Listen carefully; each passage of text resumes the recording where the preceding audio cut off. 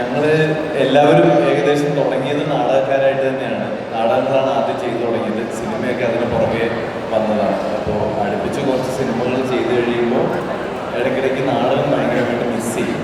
അപ്പോൾ അങ്ങനെ എനിക്കങ്ങനെ ഉണ്ടാവാറുണ്ടായിരുന്നു. അപ്പോൾ അങ്ങനെ അതിനെ പറ്റിയിട്ട് സംസാരിച്ചു തുടങ്ങിയപ്പോൾ എൻ്റെ സുഹൃത്ത് വലയത്തിൽ നിന്ന് തന്നെ അങ്ങനെ അതേപോലൊരു മിസ്സിങ് അനുഭവിക്കുന്ന കുറച്ച് കൂട്ടുകാരെയും കൂടെ ഞാൻ കണ്ടെത്തി.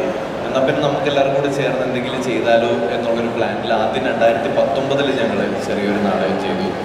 അത് ഞങ്ങൾക്ക് എല്ലാവർക്കും ഭയങ്കര പോസിറ്റീവായിട്ടുള്ളൊരു എക്സ്പീരിയൻസ് ആയിരുന്നു. As artist, as actors and generally as human beings.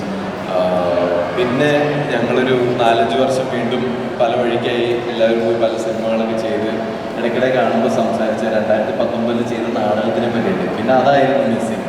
ആ നാടകം പോലൊരു എക്സ്പീരിയൻസ് ഇനി ഉണ്ടാവണമല്ലോ എന്നുള്ള ആഗ്രഹം. അത് സംസാരിച്ച് ആ സംസാരങ്ങൾ വലുതായി, സംസാരിച്ചുകൊണ്ടിരുന്ന ഗ്രൂപ്പ് കുറച്ചും കൂടെ വലുതായി.